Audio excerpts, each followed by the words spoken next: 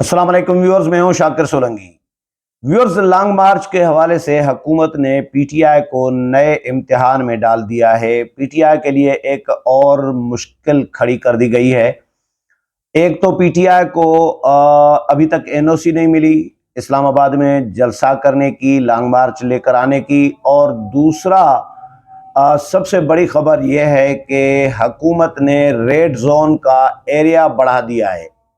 पहले red zone होता था शाहराह दस्तूर और डी चौक, लेकिन डी चौक तक और एक्सप्रेस वे चौक है जियो दफ्तर के पास, तो वहां तक होता था। अब 3 किलोमीटर आगे बढ़ा दिया गया है, यानी 0 पॉइंट तक रेड जोन का एरिया हुकूमत ने डिक्लेयर कर दिया है। और इस 0 पॉइंट से आगे पीटीआई का लॉन्ग मार्च अगर इस्लामाबाद आता भी है तो 0 पॉइंट से आगे नहीं आ पाएगा। ये हुकूमत ने फैसला कर लिया है। तो पीटीआई ने इस पे पीटीआई परेशान भी है और तनकीद भी कर रही है। शेख रशीद भी बयानबाजी कर रहे हैं कि ये तसादुम को दावत दे रही है हुकूमत, और ये अदालत तौहीन अदालत कर रही है, अदालत के फैसले की हुकूमत खिलाफ वर्जी कर रही है। इसके अलावा अपडेट करता चलूँ कुछ चीज़ें कि इस्लामाबाद का रेड जोन इस वक्त सील कर दिया गया है। 2 रास्ते सिर्फ खुले हुए हैं। एक मरगला रोड का रास्ता, वहाँ से तो खुला होता है चाहे जितनी भी हालात ख़राब हों। एक रास्ता वो खुला हुआ है, दूसरा रास्ता श्रीनगर हाईवे की तरफ से खुला हुआ है, डिप्लोमेटिक एनक्लेव की तरफ से। लेकिन डिप्लोमेटिक एनक्लेव और जो हसास इमारतें हैं इनकी सिक्योरिटी सख्त कर दी गई है। पाक फौज को भी तैनात कर दिया गया है, रेंजर्स को तैनात कर दिया गया है। सिंध से भी पुलिस तलब कर ली गई है जो पहुंच गई है, और कल राना सनाला ने उनको बड़ा खाना भी दिया था। जितने भी बाहर से सूबों से पुलिस एहलकार बुलाए गए हैं या एफसी के एहलकार बुलाए गए हैं, तो उनकी वेलकम भी किया राना सनाला ने, वजीर दाखिला ने। एक और खबर कि इस्लामाबाद में 144 नाफिज किया गया है, 144 दफ़ा जो है वो नाफिज कर दी गई है, और 4 से ज़ायद अफराद के 4 या 4 से ज़ायद अफराद के इकट्ठे होने पर पाबंदी है। और अगर कोई इकट्ठे होने की कोशिश करेगा तो फिर उनके खिलाफ, यानी ज़ाहिर लॉन्ग मार्च से मुतल्लिक है, बाकी तो 4 लोग शहर में इकट्ठे घूम सकते हैं, अभी भी घूम रहे हैं, लेकिन इज्तिमा के लिए, जलसे के लिए, मुजाहरे के लिए इकट्ठे होना, उसके लिए पाबंदी आयद कर दी गई है। और कानून की खिलाफ वर्जी करने वाले के खिलाफ ज़ाहिर कार्रवाई की जाएगी, एफआईआर दर्ज होगी। पीटीआई के जो कारकुनान हैं इस्लामाबाद में, उनके खिलाफ कार्रवाइयाँ भी इस्लामाबाद पुलिस ने शुरू कर दी है। छापे भी मारे जा रहे हैं पीटीआई के कारकुनान के घरों पर। गुज़श्ता रोज़ मुतअद्दिद कारकुनान के घरों पर छापे मारे गए, लेकिन कारकुनान इनको पुलिस को हाथ नहीं आए, और वो ऑलरेडी घर छोड़कर कहीं मुंतकिल हो चुके हुए हैं, शिफ्ट हो चुके हुए हैं। पुलिस का ये मौक़िफ़ है कि जी ये इमरान खान के पीटीआई के लॉन्ग मार्च के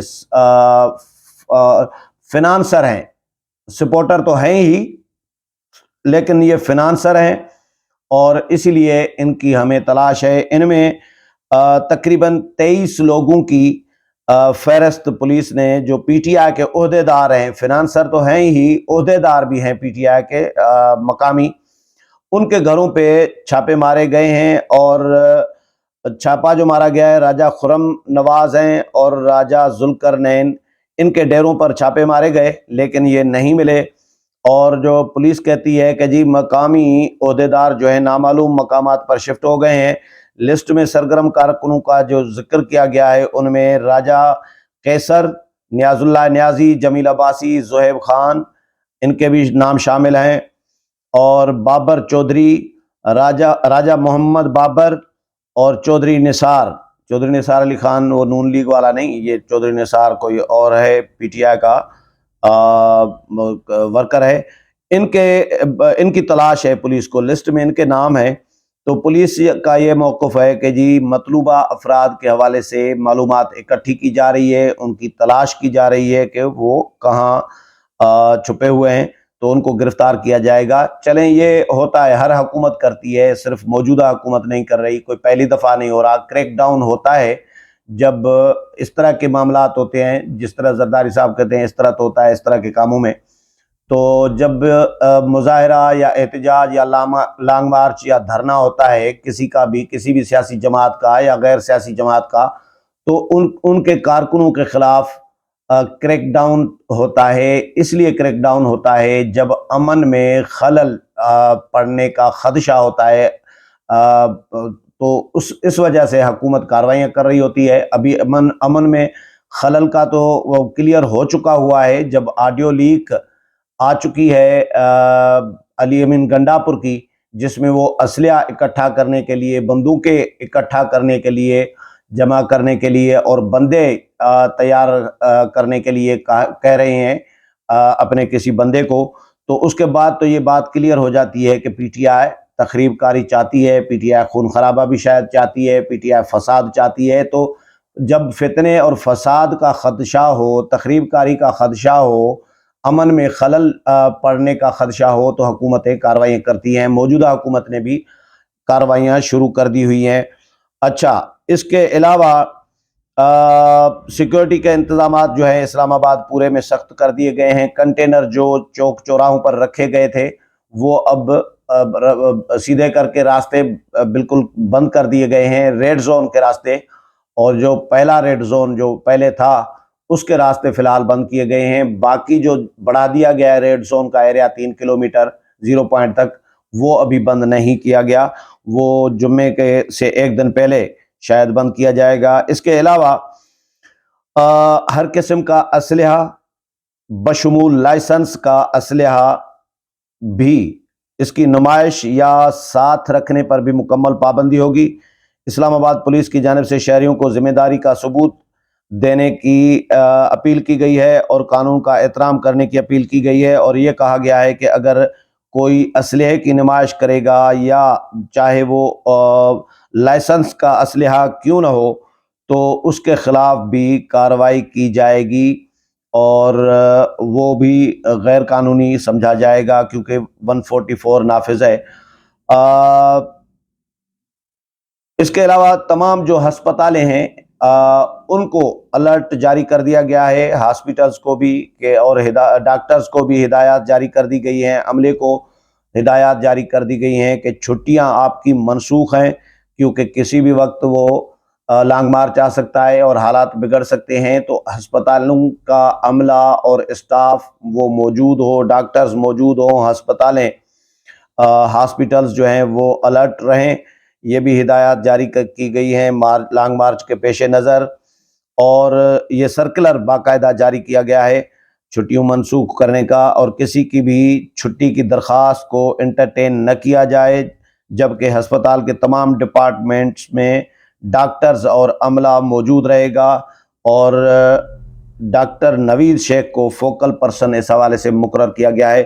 یہ اسلام آباد میں انتظامات ہو رہے ہیں لانگ مارچ کے حوالے سے۔ اور لانگ مارچ کے حوالے سے میں آپ کو بتاؤں، کل میں نے جو ویلاگ کیا تھا اس میں تعداد لوگوں کی شرکت، کراؤڈ میں نے آپ کے ساتھ شیئر کیا تھا، سرکاری پنجاب پولیس کا بھی اور وفاقی ادارے کا بھی، لیکن جو ٹی وی چینلز پر نظر آ رہا ہے وہ بھی آپ دیکھ رہے ہیں۔ لیکن فواد چودھری نے آج پھر بڑا دعویٰ کیا ہے، جس طرح عمران خان نے 25 مئی کو دعویٰ کیا تھا کہ ہم 20 لاکھ لوگ لائیں گے، تو 20 لاکھ تو کیا 20,000 بڑی مشکل سے شاید آئے ہوں، شامل ہوں، تو وہ بھی فلاپ ہو گیا تھا۔ اب فواد چودھری نے دعویٰ کیا ہے کہ جی ہم 10 سے 15 لاکھ لوگ اسلام آباد میں اکٹھے ہوں گے، اور شیخ رشید بھی کہتے ہیں کہ جی راولپنڈی میں جگہ نہیں ہوگی، بندے کو کسی بھی بندے کو کھڑے ہونے کی جگہ نہیں ملے گی، اتنا رش لگے گا۔ تو دعویٰ بڑا کیا جا رہا ہے، لیکن اب اسلام آباد پہلے تو پہنچے، یہ سوال ہے کہ پہنچے گا یا نہیں۔ اس حوالے سے بھی ابھی تک مختلف تھیوریز گردش کر رہی ہیں کہ عمران خان اسلام آباد پہنچنے سے پہلے لانگ مارچ ختم کر دیں گے، ان کو کوئی لالی پاپ دیا جائے گا، کوئی مداخلت ہوگی، اسٹیبلشمنٹ یا عدلیہ کوئی فیصلہ دے دے گی یا سالس سویلین سالس درمیان میں آئیں گے، تو ایک لالی پاپ قسم کا عمران خان کو دے کے اور لانگ مارچ روک دیا جائے گا، یہ بھی تھیوریز چل رہی ہے۔ اور اگر اسلام آباد آتا ہے، اور ابھی تک اسلام آباد انتظامیہ نے ان کو این او سی نہیں دیا جلسے کا، اور ان کو اسلام آباد میں داخل ہونے کی اجازت نہیں دی، کیونکہ اسلام آباد انتظامیہ نے جب بابر امان اور علی نواز امان دونوں ڈی سی آفس پہنچے، کمشنر آفس، تو انہوں نے جب اجازت مانگی تو اسلام آباد انتظامیہ نے پہلا سوال ان کو یہ کیا کہ 25 مئی کو بھی آپ نے کمٹمنٹ کی تھی، وعدہ کیا تھا، معاہدہ کیا تھا کہ آپ ریڈ زون میں نہیں آئیں گے۔ عدالت کی بھی ہدایات تھی، سپریم کورٹ کی ہدایات تھیں، ہائی کورٹ کی ہدایات تھیں کہ آپ ریڈ زون میں نہیں آئیں گے، اور ہمارے ساتھ معاہدہ بھی اسلام آباد انتظامیہ کے ساتھ تحریری معاہدہ بھی کیا تھا، پھر بھی آپ نے خلاف ورزی کی تھی۔ تو اب آپ کو ہم اجازت دیں، فرض کریں جلسہ کرنے کی F9 پارک میں یا ریڈ زون میں یا اپنا پریڈ گراؤنڈ میں، امکانات تو F9 پارک کے ہیں، لیکن اگر اجازت دیں، اور کیا شورٹی ہے، کیا ضمانت ہے کہ آپ اس معاہدے کی خلاف ورزی نہیں کریں گے؟ اور اگر کی تو کیونکہ 2014 میں بھی اسی طرح عمران خان ڈرامہ کر کے ریڈ زون میں پہنچ گئے تھے، ڈی چوک پر پہنچ گئے تھے، تو حکومت اور انتظامیہ اسلام آباد انتظامیہ عمران خان پر، پی ٹی آئی پر بھروسہ کرنے کے لیے تیار نہیں ہے کہ پہلے بھی وعدہ خلافیاں کی ہیں۔ اس کا جواب دیں ہمیں، اس کے بعد ہم آپ کو این او سی دیں گے۔ تو ابھی تک پی ٹی آئی نے کوئی جواب نہیں دیا، اور پی ٹی آئی کو پھر حکومت نے این او سی بھی نہیں دی۔ رانا ثناء اللہ نے بھی کہا ہے کہ ابھی تک لانگ مارچ کے اسلام آباد میں داخل ہونے کا فیصلہ نہیں ہوا۔ اب کس کی طرف سے نہیں ہوا؟ عمران خان کی طرف سے نہیں ہوا یا رانا ثناء اللہ کی طرف سے، وفاقی حکومت کی طرف سے نہیں ہوا، یہ کلیئر نہیں ہے، لیکن انہوں نے کہا ہے کہ ابھی تک لانگ مارچ کا اسلام آباد میں داخل ہونے کا فیصلہ نہیں ہوا۔